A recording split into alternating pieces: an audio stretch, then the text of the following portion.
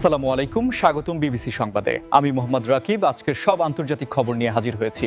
শুরুতেই জানিয়ে দিব সংবাদ শিরোনাম, তারপর বিস্তারিত। মধ্যপ্রাচ্যে ২৭ মার্কিন ঘাঁটিতে ইরানের হামলা। ইরানের সর্বোচ্চ নেতা আর নেই, ৪০ দিনের রাষ্ট্রীয় শোক।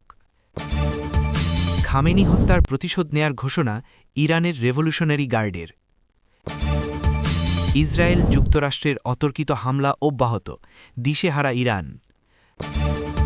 খামেনি হত্যায় যুক্তরাষ্ট্র ইসরায়েলকে কড়া বার্তা দিল প্রেসিডেন্ট পেজেশকিয়ান। আসসালামু আলাইকুম, স্বাগতম জানাচ্ছি বিবিসি সংবাদে। আমি মোহাম্মদ রাকিব। এতক্ষণ শুনছিলেন সংবাদ শিরোনাম, এবার বিস্তারিত পর। মার্কিন সামরিক ঘাঁটিগুলোর ওপর ইরানের সাম্প্রতিক আকস্মিক হামলা।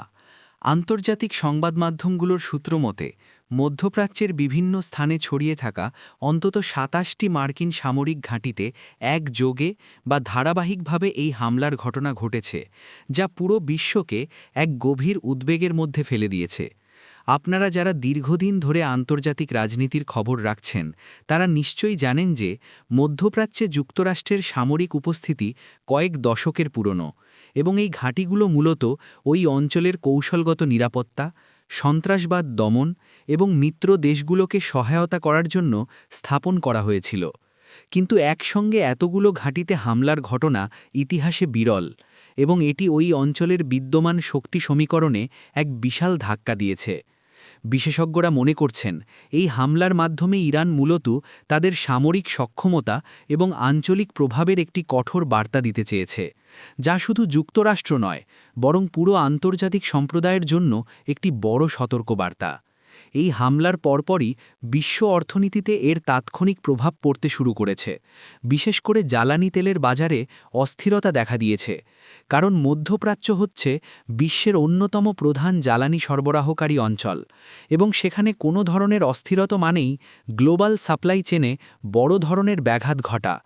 আপনারা ভিডিওটি দেখতে দেখতে একটু ভেবে দেখুন, এই ধরনের সংঘাত যদি দীর্ঘস্থায়ী হয়, তবে তা বিশ্ব অর্থনীতিতে কতটা নেতিবাচক প্রভাব ফেলতে পারে। আপনাদের মতামত অবশ্যই কমেন্ট করে জানাবেন। সামরিক বিশ্লেষকদের মতে, এতগুলো ঘাঁটিতে নিখুঁতভাবে হামলা চালানোর জন্য যে ধরনের গোয়েন্দা তথ্য, লজিস্টিক সাপোর্ট এবং সমন্বয় প্রয়োজন, তা প্রমাণ করে যে এই অঞ্চলে আধুনিক সমরাস্ত্র ও প্রযুক্তির ব্যবহার এক নতুন মাত্রায় পৌঁছেছে। অন্যদিকে জাতিসংঘ সহ বিশ্বের বিভিন্ন পরাশক্তি দেশগুলো এই পরিস্থিতিতে গভীর উদ্বেগ প্রকাশ করেছে এবং উভয় পক্ষকে সর্বোচ্চ সংযম প্রদর্শনের আহ্বান জানিয়েছে, কারণ এই ধরনের সংঘাত খুব সহজেই একটি পূর্ণাঙ্গ আঞ্চলিক যুদ্ধের রূপ নিতে পারে, যা কারোর জন্যই মঙ্গলজনক হবে না। ইরানের অভ্যন্তরীণ রাজনীতি এবং রাষ্ট্রীয় কাঠামোতে নেমে এসেছে এক গভীর শোকের ছায়া, কারণ দেশটির সর্বোচ্চ নেতা আর নেই, এবং এই আকস্মিক বিদায়ের পর পুরো দেশে ৪০ দিনের রাষ্ট্রীয় শোক ঘোষণা করা হয়েছে, যা দেশটির ইতিহাসে এক অত্যন্ত গুরুত্বপূর্ণ ও স্পর্শকাতর অধ্যায় হিসেবে চিহ্নিত হয়ে থাকবে।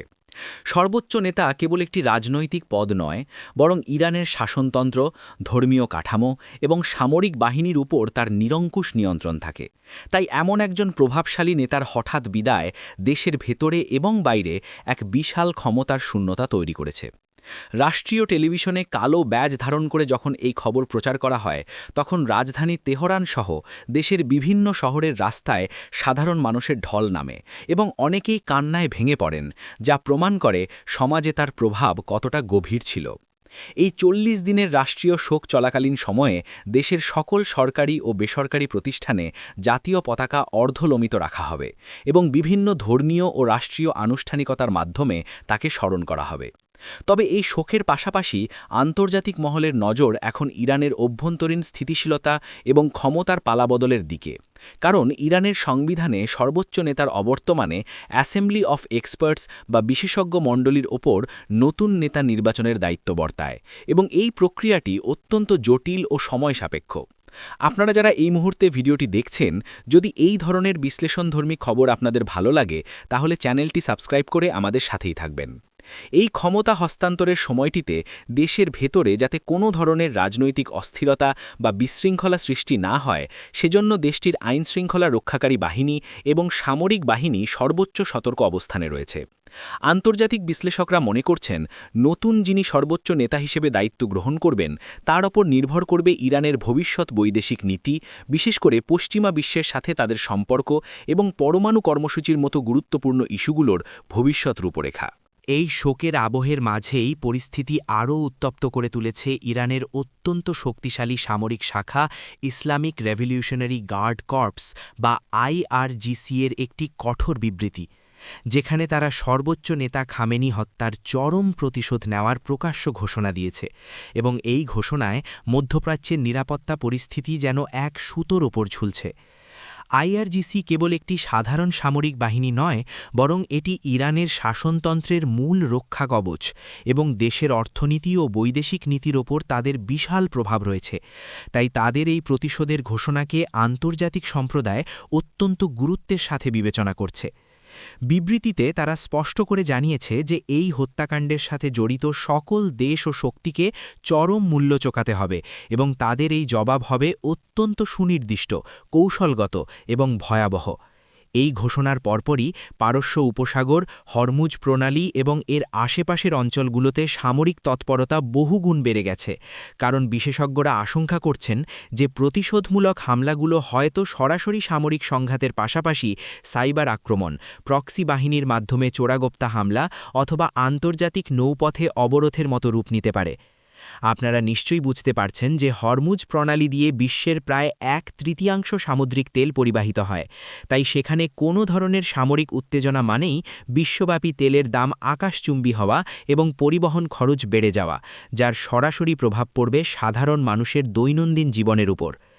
এই প্রতিশোধের ঘোষণার পর মধ্যপ্রাচ্যে অবস্থিত মার্কিন মিত্র দেশগুলো তাদের নিজস্ব আকাশ প্রতিরক্ষা ব্যবস্থা এবং সামরিক ঘাঁটিগুলোকে সর্বোচ্চ সতর্কতায় বা রেড অ্যালার্টে রেখেছে, কারণ কেউই জানে না পরবর্তী আঘাত কখন এবং কোথা থেকে আসবে। কূটনীতিবিদরা পর্দার আড়ালে নিরলস কাজ করে যাচ্ছেন যাতে এই উত্তেজনা প্রশমিত করা যায়, কিন্তু IRGC এর অনড় অবস্থান এবং দেশের ভেতরের প্রবল জনমতের চাপে পরিস্থিতি শান্ত হওয়ার কোনো লক্ষণ আপাতত দেখা যাচ্ছে না। পরিস্থিতি যখন এমন টান টান উত্তেজনায় ভরপুর, ঠিক তখনই আন্তর্জাতিক সংবাদমাধ্যমগুলো এবং সামরিক পর্যবেক্ষকরা জানাচ্ছেন যে ইসরায়েল এবং যুক্তরাষ্ট্রের সমন্বিত বা অতর্কিত হামলা অব্যাহত রয়েছে, যার ফলে ইরান কিছুটা হলেও দিশেহারা বা কৌশলগত চাপের মুখে পড়েছে বলে প্রতীয়মান হচ্ছে। আধুনিক যুদ্ধবিগ্রহে সারপ্রাইজ এলিমেন্ট বা অতর্কিত আক্রমণের গুরুত্ব অপরিসীম এবং এই ক্ষেত্রে উন্নত স্যাটেলাইট প্রযুক্তি, স্টেলথ ফাইটার জেট এবং প্রিসিশন গাইডেড মিসাইলের সমন্বয়ে যে আক্রমণগুলো চালানো হচ্ছে তা ইরানের সামরিক অবকাঠামো এবং কমান্ড সেন্টারগুলোর জন্য এক বিশাল চ্যালেঞ্জ হয়ে দাঁড়িয়েছে। ইরানের নিজস্ব আকাশ প্রতিরক্ষা ব্যবস্থা যথেষ্ট শক্তিশালী হওয়া সত্ত্বেও এই ধরনের বহুমুখী এবং হাইটেক আক্রমণের মুখে তাদের প্রতিরক্ষাবহু বেশ চাপের মধ্যে রয়েছে এবং দেশের বিভিন্ন গুরুত্বপূর্ণ সামরিক ও পারমাণবিক স্থাপনার নিরাপত্তা নিয়ে চরম উদ্বেগ তৈরি হয়েছে। বারবার স্থান পরিবর্তন করে এবং রাতের অন্ধকারে চালানো এই আক্রমণগুলো মূলত ইরানের সামরিক সক্ষমতা দুর্বল করার পাশাপাশি তাদের মনস্তাত্ত্বিক চাপ বৃদ্ধি করার একটি সুপরিকল্পিত কৌশল বলে সামরিক বিশ্লেষকরা মত দিয়েছেন। এই অব্যাহত হামলায় সাধারণ মানুষের জীবনযাত্রাও মারাত্মকভাবে ব্যাহত হচ্ছে। অনেক এলাকায় বিদ্যুৎ বিভ্রাট, ইন্টারনেট সেবায় বিঘ্ন এবং যোগাযোগ ব্যবস্থায় বিপর্যয় দেখা দিয়েছে, যার ফলে দেশের ভেতরে এক ধরনের অনিশ্চয়তা এবং আতঙ্কের পরিবেশ সৃষ্টি হয়েছে। ভিডিওটির এই পর্যায়ে এসে আপনারা চাইলে লাইক বাটনে ক্লিক করে আমাদের উৎসাহ দিতে পারেন, যাতে আমরা আরও নির্ভুল ও বিস্তারিত তথ্য আপনাদের সামনে তুলে ধরতে পারি।